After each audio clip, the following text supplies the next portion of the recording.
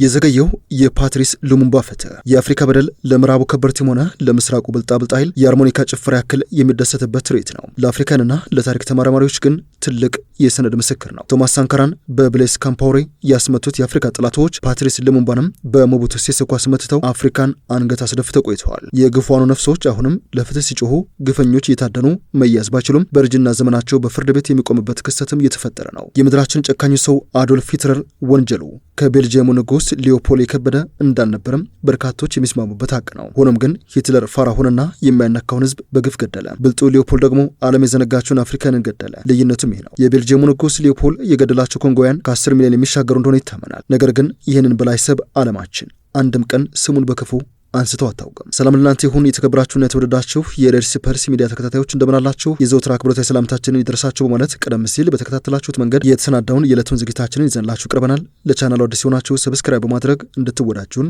በአክብሮት እየጠየቅን በቀጥታ ወደ ዕለቱ ዝግጅታችን እናመራለን። የበርሊን ጉባኤተኞች በአፍሪካ ህዝብ ላይ የፈጸሙት ግፍ ለንጽጽር ቀርቦ አንደኛው ከሌላኛው ጋር ይወዳደር ካልሆነ በስተቀር ከደመና በታች ሊሰሩ የሚችሉ ሁሉንም ግፎች ፈጽመውታል። በተለይም የኮንጎ ነጻነት ታጋይ ባለራዕይና የአፍሪካም ሆነ የኮንጎ ውድ ልጅ የሆነውን ፓትሪስ ሉሙምባን የገደሉበት መንገድ ኮንጎን ብቻ ሳይሆን አፍሪካንም አንገት ያስደፋ ነበር። እጅግ ከፍተኛ ጭካኔ፣ የበዛ ነውረኝነት፣ የከፋ ዘረኝነትና እጅግ የመረረ ጥላቻን ያሳየው የፓትሪስ ሉሙምባ አገዳደል አሁንም ድረስ የምድራችን መነጋገሪያ ክስተት ሆኖ ቀጥሏል። ነውረኛው የቤልጅየም መንግስትና የአሜሪካው ሲአይኤ በቅንጅት ያስፈጸሙት ግድያ ብዙ የተባለበት፣ በርካቶች ከመጽሐፍ ህትመት እስከ ዘጋቢ ፊልም የሰሩበት፣ የልጃቸውን ስም በጀግናው የነጻነት ታጋይ የሰየሙበትና የአፍሪካ አንድነትን ወይንም ፓን አፍሪካኒዝምን ለማቀንቀን ትልቅ ግባት የሆነ ክስተት ነው። ከሞቱ አሟሟቱ ወይንም ከግድያው ይልቅ የገዳዩ ስብና ጎልቶ በወጣበት የሉሙምባ ፍጻሜ ቤልጅየምን በአፍሪካውያን ዘንድ እጅግ ቂም እንዲያዝባት አድርጓታል። ወቀሳው በተደጋጋሚ ሲበዛባትም በይፋ ይቅርታ የጠየቀችበት ክስተት ነው። ምንጊዜም ቢሆን ለአፍሪካውያን ውድ ልጆች መገደል ከጎናቸው ያሉት የቅርብ ወዳጆቻቸው ከሃዲነት ቀዳሚን ቦታ ይዛል። በቡርኪና ፋሶ ለቶማስ ሳንካራ መገደልም ሆነ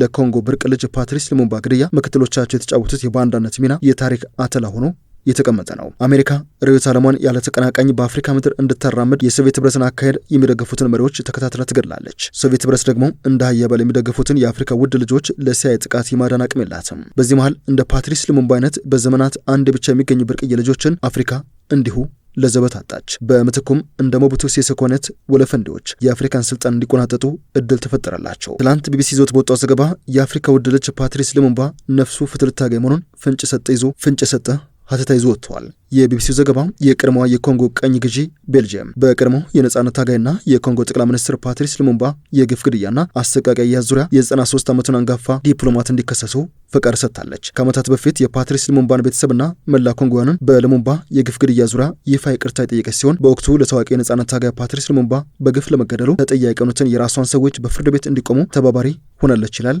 ይኸው ዘገባ። የነጻነት ታጋዩና የቀድሞ ጠቅላይ ሚኒስትር ፓትሪስ ሉሙምባ በሲአይኤ አቀነባባሪነት በ1961 እንደተገደለ ይታመናል። በወቅቱ የድርጊቱ ፈጻሚና አስፈጻሚ የነበሩ 10 የቤልጅየም ዜጎች በ2011 የሉሙምባ ቤተሰቦች ባቀረቡት አቤቱታ መሰረት በቤልጅየም ክስ እንዲመሰረትባቸው ተጠይቆ ነበረ። የሉሙምባ ቤተሰብ ክስ ለመመስረት በስም ከዘረዘራቸው 10 የወቅቱ ባለስልጣናት መካከል የአውሮፓ ህብረት ኮሚሽን ምክትል ኮሚሽነር እስከመሆን የደረሱት የቀድሞው ዲፕሎማት ይገኙበታል። በተለያዩ ዓለም አቀፍ ተቋማትም በዲፕሎማነት ሲያገለግሉ የቆዩትና በአሁኑ ሰዓት ደግሞ የ93 ዓመት ዕድሜ ያላቸው ዲፕሎማት አቲየን ዳቪኞን ይባላሉ። ሉሙምባ በአሰቃቂ አያያዝ በገዳዮቹ ተይዘው ሲሰቃይ ልጁና ባለቤቱ ባይናቸው እንዲመለከቱ የተደረገበት መንገድ አነጋጋሪ ሆኖ እንደቀጠለ ነው። ይህ እጅግ ነውረኛ አያያዝ የቤልጅየምን ግፈኝነት ያሳይ ነበረ። ምንም እንኳን በወቅቱ ቤልጅየም የኮንጎ ቅኝ ገዥነቷ አብቅቶ የነበረ ቢሆንም በእጅ አዙር ቅኝ ገዥነቷ ቀጥላ የኢኮኖሚ ምዝበራ እንድታካሄድ የሉሙምባ አስተዳደር ከባድ ፈተና ሆኖባት ነበረ። አሜሪካ በበኩሏ የሉሙምባ አቋም ለሶቪየት ህብረት ያጋደለ ስለሆነ መላ አፍሪካን በኮሚኒስትነት ያጥለቀልቋል የሚል ስጋት ነበራት። ኮንጎ ለኢኮኖሚ ምዝበራዋ፣ አሜሪካ ደግሞ ለርዕዮተ ዓለም የበላይነቷ ሲሉ ቅንጅት ፈጥረው የ34 ዓመቱን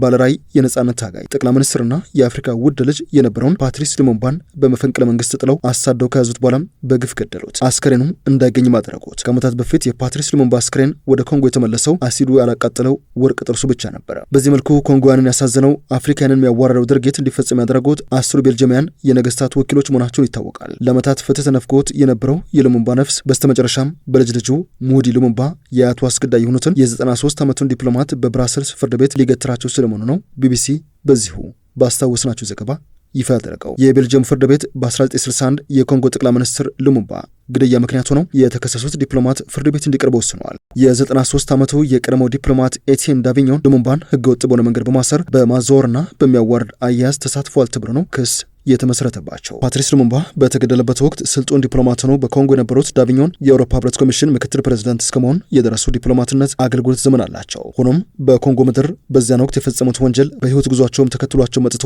በእርጅና ዘመናቸው ፍርድ ቤት ሊገትራቸው ግድ ሆኗል። በፓትሪስ ሉሙምባ የልጅ ልጅ መህዲ ሉሙምባ አስተባባሪነት በፈረንጆች 2011 የሉሙምባ ቤተሰቦች 10 ወንጀለኛ ቤልጂያማውያን ለፍርድ እንዲቀርቡ ያነሱትን ጥያቄ የቤልጂየም መንግስት ሆነ ብሎ ነገር በማዘግየትና ጉዳዩን በማድበስበስ ለ15 ዓመታት ፍርድ ቤት ሳይቀርቡ ያቆያቸው። ፍትህ የተነፈገችው የሉሙምባ ነፍስና ክብሯን የተገፈፈችው አፍሪካ በስተመጨረሻ የይስሙላም ቢሆን ጠላቶቿ ለፍትህ በአደባባይ ቀርበዋል። ቤልጂየምን ለዚህ ውሳኔ ያበቃት ደግሞ በቅርቡ በሰሜን አፍሪካ የተወመሩ ኳስ አስተናጋኝነት በተካሄደው የአፍሪካ ዋንጫ ላይ የሀገሩ ባለውለታ ፓትሪስ ሉሙምባ ነፍስ ፍትህ ማጣቱ ያስከፋው ሚሼል ንኩካ ሙባላ ዲንጋ የተባለ አንድ ደጋፊ ባሳየው የጸና አቋም ነው። ኮንጎ ጨዋታውን ባካሄደችባቸው 4 ቀናት ሙሉ ስቴዲየም ገብቶ እንደ ሉሙምባ ቀኝ እጁን ከፍ አድርጎ በማውጣት ሙሉ ጨዋታውን ሲከታተል የነበረው ደጋፊ የዓለም መነጋገሪያ ሆኖ እንደነበረ የቅርብ ጊዜ ትዝታ ነው። ይህ ክስተት ደግሞ ለሉሙምባ ቤተሰቦች ማበረታቻ ሲሆናቸው፣ ለቤልጅየም ደግሞ ጫናውን አበርትቶባታል። በዚህም የተነሳ የ93 ዓመቱ ነፍስ በላው የቀድሞ ዲፕሎማቷ በፍርድ ቤት እንዲቆሙ ፈቃደኝነቷን ለማሳየት ተገዳለች። ለመሆኑ የፓትሪስ ሉሙምባ ነፍስ እውነተኛ ፍትህ ታገኝ ይሆን?